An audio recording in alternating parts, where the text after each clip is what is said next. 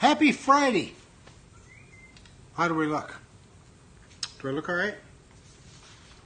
My entourage is busy.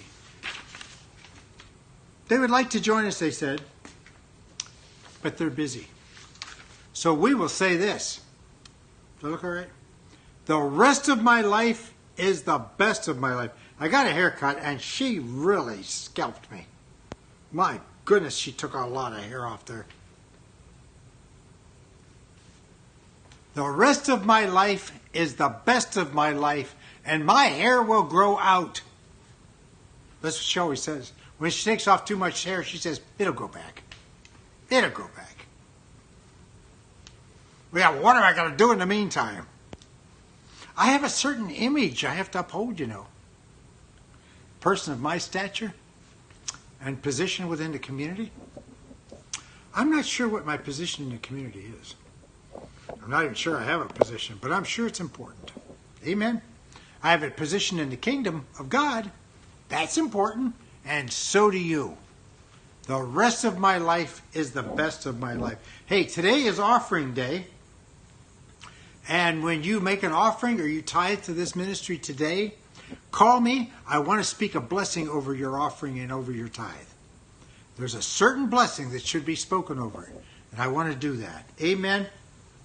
Hey, I want to remind you that on September the 16th, I am going to be in Moody, Alabama, which is right next to Birmingham, and I'm going to be at World Victory Church.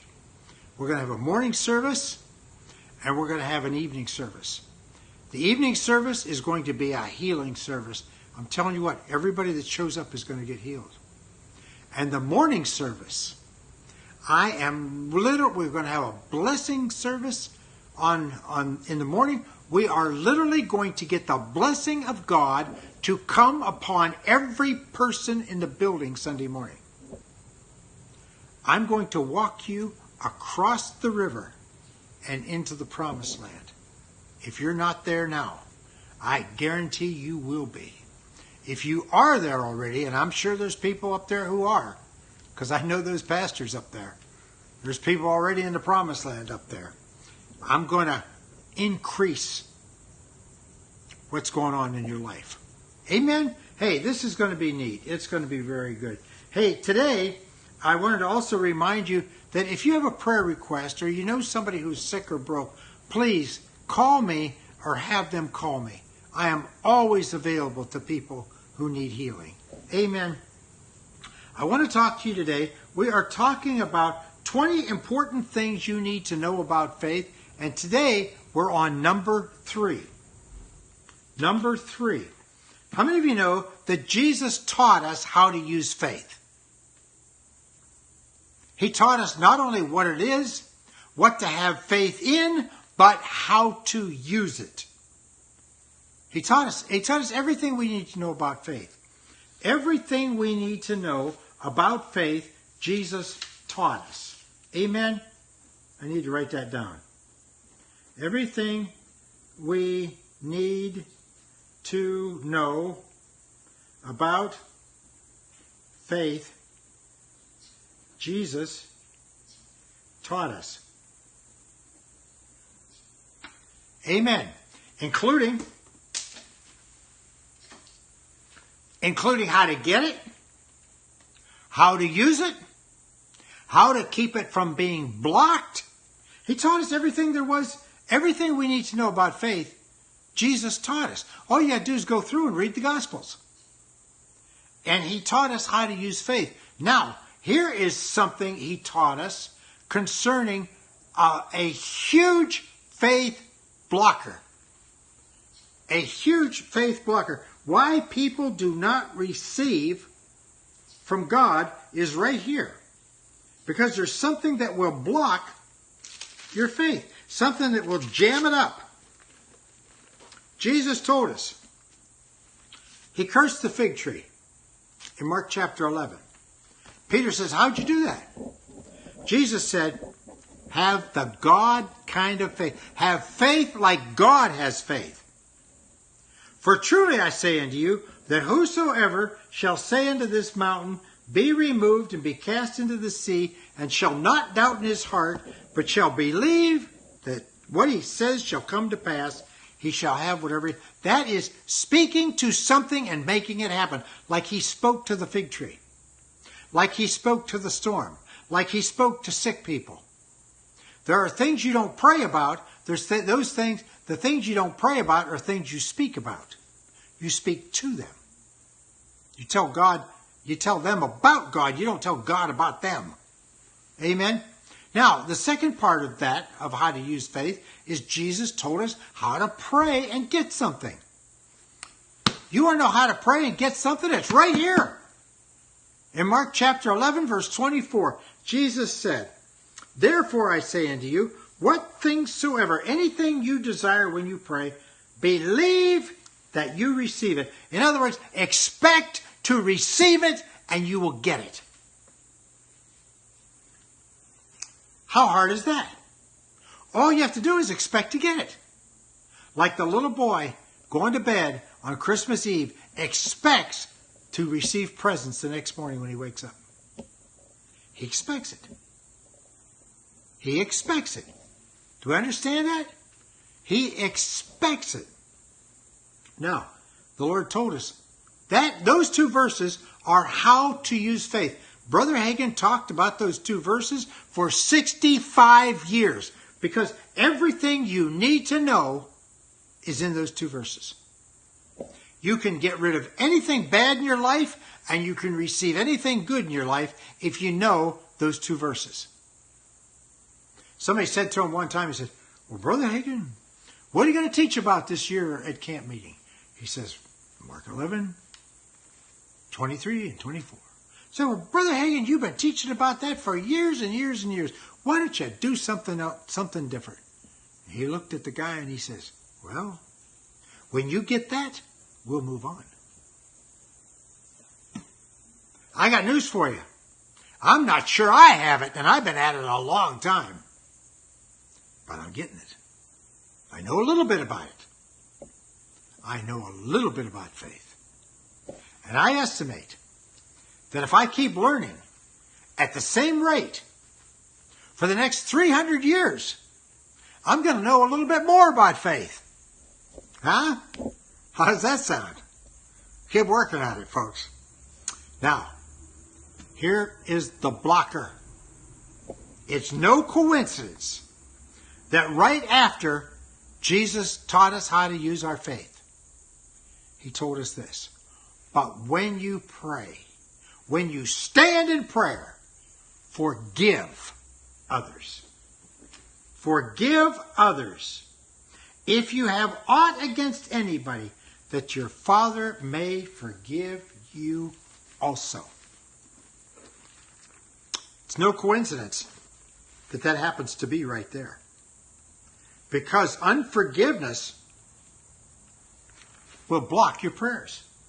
Unforgiveness will block your faith. Your faith will not work in an unforgiving heart. That's number 3.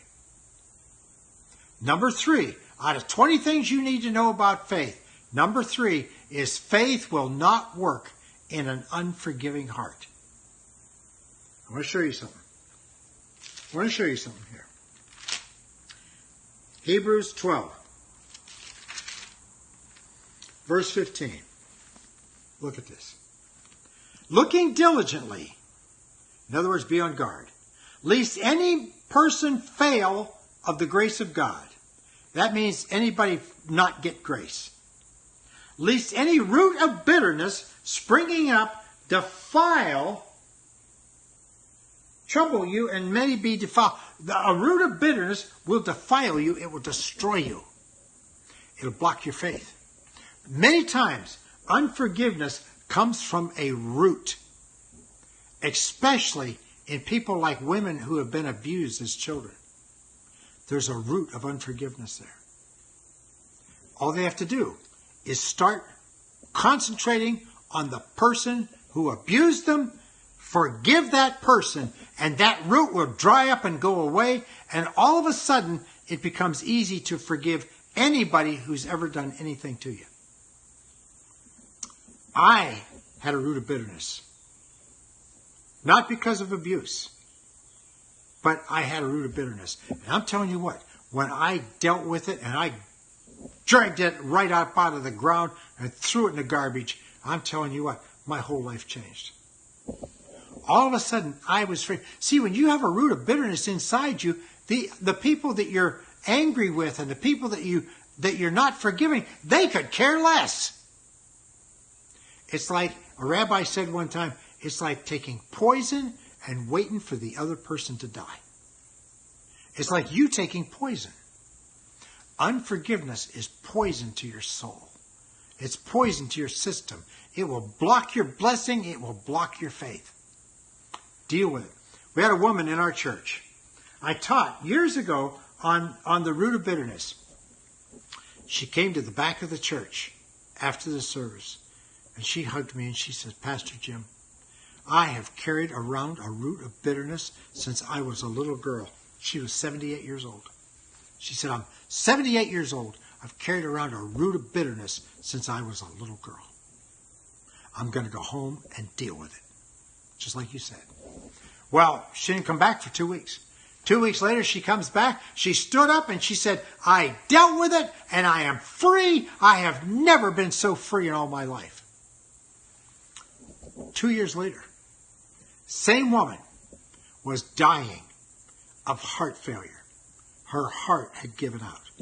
She was laying in the bed up in the intensive care unit, dying of heart disease. There was nothing the doctors could do. Her husband called me, said, Pastor Jim, please come. The doctor says she just have another couple hours. I went up there. I looked at her. She was laying there flat on the bed. And I said to her, what do you want? What do you want? She's dying. I said, what do you want? She looked up at me. She said, I want to live. I put my hand over top her chest, about 6 inches above her. And I said, in the name of Jesus, I command a new heart to be inside your chest right now. In the name of Jesus, amen. God bless you. I kissed her, hugged her husband, and left. That was Thursday morning. Sunday morning, I look out the window. There comes their car. She gets out of the car and walks briskly into the church. I said, what happened to you? And she said, after you left, I started feeling better. She says, about in an hour or two, she says, I was out of bed. Doctor came in and said, what's going on here? He says, get back in bed. She said, no, I'm healed. They kept her there all day running tests on her. Finally, a whole group of doctors got together with her, and they said, we don't know what to tell you, but your heart is perfect. She had gotten rid of that bitterness, and she quickly received her healing. Glory to God. If you need help with this, please call me. I will help you with this. We will get rid of that root of bitterness so that you can receive the blessings of God, so you can receive your healing, so we can get you taken care of. Glory to God. Hey, I am out of time. Don't forget today's offering day. And tell everybody you know about this video. Share this video with everybody. I want everybody to get rid of this root of bitterness. I want everybody to get healed. I want everybody to be blessed. There's no reason why anybody should die of sickness and disease. I'm right here and I can get anybody healed of anything, anytime, any place. And I can do it right over the phone because of the power that is in the name of Jesus. So much power in that name. Make it a great day today. Have a great weekend. It's Memorial Day weekend. Let's remember our soldiers and our sailors and our airmen this weekend. Have a great weekend. Remember this, God's word will save your soul, heal your body, and pay your bills, and the rest of your life is the best of your life. I will see you back here on Tuesday.